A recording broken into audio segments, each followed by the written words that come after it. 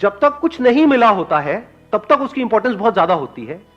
जब मिल जाता है और जब उसकी आदत पड़ जाती है, जब वो एक रूटीन बन जाता है, तो बोरिंग हो जाता है, फिर हमें कुछ और चाहिए होता है। तो इस तरह से तो हम कभी सेटिस्फाइड हो ही नहीं सकते। इसका मतलब तो एक बार नहीं, बार बार लाइफ में हमको अपने कंफर्ट जोन को छोड़ना पड़ेगा, या ये कह लो फिर से नेक्स्ट लेवल पे जाना होगा। वीडियो गेम से ज्यादा आप अच्छे तरीके से समझ सकते हो। कितने हैं जिन्होंने लाइफ में कभी ना कभी वीडियो गेम खेली है, कोई ना कोई? तो बताना मैं ठीक कह रहा हूं, गलत कह रहा हूं। एक वीडियो गेम हो जिसमें आपका गोल है, आपका एम्बिशन है कि मेरे को इस वीडियो गेम के इस लेवल तक पहुंचना है। एक बार पहुंच जाते हैं तो क्या होता है? पहली बार में सबसे ज्यादा मजा आता है, दूसरी बार में कम, तीसरी बार में, चौथी बार में, पांचवी बार में खेलने का भी मन नहीं करता। लेकिन जबरदस्ती आपको खेलना पड़े पूरी जिंदगी के लिए तो लाइफ बोरिंग नहीं हो जाएगी? तो या तो हमको अपनी गेम चेंज करनी पड़ेगी, कोई दूसरी गेम खेलनी पड़ेगी, यानी कि लाइफ से अगर हम रिलेट करें तो कोई दूसरा काम करना पड़ेगा, या फिर उसी के अगले लेवल पे जाना पड़ेगा।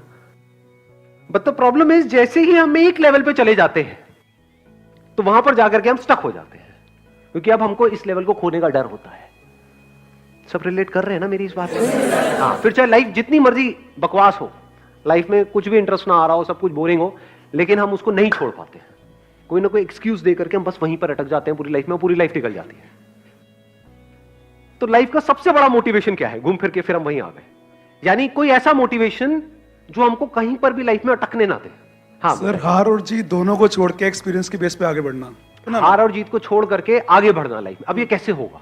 उसकी मोटिवेशन कहां से आएगी कि हार को भी छोड़ दिया, जीत को भी छोड़ दिया, बड़ी से बड़ी हार से भी फर्क ना पड़े, और एक छोटी मोटी जो जीत होती है जिसको हम जीत समझते हैं उससे भी फर्क ना पड़े। कोई ऐसा मोटिवेशन जो लाइफ के एंड तक चलता ही रहे। जैसे ही वो हमको याद आए, एक मिनट सुनना, हाँ, जैसे ही वो हमको याद आए तो हमारे अंदर एक एनर्जी आ जाए। सर मतलब हमको एक ही लाइफ मिलती है, उसी में जो करना है वही कर सकते हैं, तो हमें पीछे नहीं हटना चाहिए कभी। जो आपने कहा उसको मैं एक वर्ड में डिफाइन करता हूं, वो है लाइफ का सबसे बड़ा मोटिवेशन है डेथ। इससे बड़ा सच कोई और है? नहीं। लेकिन इसके बारे में बात करने से भी हम डरते हैं, इसके बारे में सोचने से भी डरते हैं ना बेवकूफ। जो जिंदगी का सबसे बड़ा मोटिवेशन है उसके बारे में तो हम कभी सोचते ही नहीं है, इसीलिए हम छोटी मोटी चीजों में उलझ करके रह जाते हैं। छोटे मोटे मोटिवेशंस क्या हैं? Desire and fear. 99.9% जो लोग हैं उनकी life it's driven by desire and fear, nothing else. ये सिर्फ इंसानों के लिए नहीं है, जानवरों के लिए भी है मोटिवेशन। सर्कस में किसी जानवर से कुछ करवाना है, कैसे करवाओगे? यही दो तरीके हैं, तीसरा कौन सा तरीका है? जैसे कोई जानवर है, मान लो कोई कुत्ता है, उसको हड्डी दिखाओगे जो उसके पसंद की है, उछलने लग जाएगा, हो गया ना मोटिवेट उछलने के लिए। और अगर उसको डंडा दिखाएंगे जिससे वो डरता है, उसको कहेंगे सिट, तो बैठ जाएगा। डंडा मारने की भी जरूरत नहीं है, डंडा दिखाएंगे बैठ जाएगा। तो डिजायर एंड फियर, क्या इसी तरह से हम एक्ट नहीं करते हैं अपनी लाइफ में? यही तो आपका कंफर्ट जोन है। और क्या है? जो भी आपके सो कॉल्ड डिजायर्स हैं वो पूरे किए जाए और आपको बांध दिया जाए, तो क्या बंधोगे या नहीं बंधोगे? ऐसे ही बंधते हैं, और इसी को कंफर्ट जोन बोलते हैं। उसके बाद यह सवाल नहीं उठता है कि जो एक्शन आपको लेना पड़ रहा है उस डिजायर को पूरा करने के लिए, क्या उस एक्शन को लेने में आपका इंटरेस्ट है या नहीं है? जैसे यह सवाल नहीं उठता है कि वो जो कुत्ता उछल रहा है उसको उछलने का मन है या नहीं है। अगर ये चाहिए तो उछलना पड़ेगा। ये जो डिजायर्स हैं और फियर्स हैं, इस तरीके से अगर हम अपनी लाइफ को जीते हैं तो ये कोई समझदार तरीका नहीं है जीने का लाइफ को। जानवर भी ऐसे जीते हैं। अगर एक्चुअल में इंसान होने का जो एक्चुअल में मतलब है, इंसान में और जानवर में फर्क क्या है सबसे बड़ा? दिमाग। दिमाग क्या होता है? दिमाग मतलब क्या? ब्रेन तो उनके पास में भी है, हमारे पास में भी है।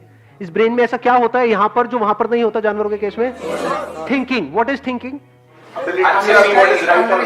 हाँ, we can discriminate between what is good for us, what is bad for us, not just in the short term but in the long term as well. जानवरों के पास में कोई चॉइस नहीं है, they are driven only and only by their survival instincts. जैसे मैंने अपने एक सेशन में कहानी सुनाई थी कि बंदरों को कैसे पकड़ते हैं। कितनों ने सुनी है वो कहानी? बंदरों को कैसे पकड़ा जाता है? एक बॉटल लेते हैं और उसका जो आगे का मुंह होता है वो इतना बड़ा होता है कि एक बंदर का हाथ अंदर तो चला जाएगा, लेकिन नहीं, बाहर भी आ जाएगा। जब अंदर जाएगा तो बाहर क्यों नहीं आएगा? यार कैसी बातें करते हो, ये तो वही बात हो गई, सीढ़ी से ऊपर तो जा सकते, नीचे नहीं आ सकते। ये कैसी सीढ़ी है? नहीं नहीं नहीं, अंदर भी जा सकता है, बाहर भी आ सकता है, लेकिन अगर वो बंदर मुट्ठी बंद कर ले तो बाहर नहीं आ सकता। तो उसमें क्या किया जाता है, थोड़े से चने डाल दिए जाते हैं। अब बंदर आता है उस चने के लालच में, आकर के अपना हाथ अंदर डालता है, चने हाथ में आ जाते हैं, उसकी मुट्ठी बंद कर लेता है।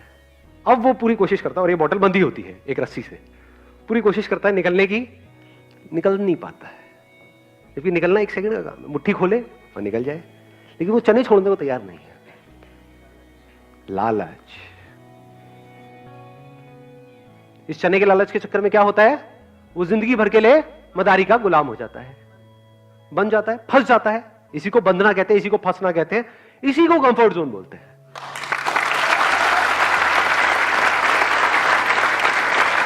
इंसान होने का मतलब यह है कि हम फर्क कर सकते हैं कि क्या हमारे लिए अच्छा है, क्या बुरा है, not just in the short term but in the long term as well.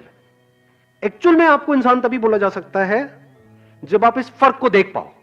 इसी को इंटेलेक्ट कहते हैं, the power to discriminate between what is right and what is wrong, what is good and what is bad. यानी हम इस फर्क को देख पाए कि अगर हमारा लाइफ में मोटिवेशन है, डिजायर और फियर, जैसे कि सबका है,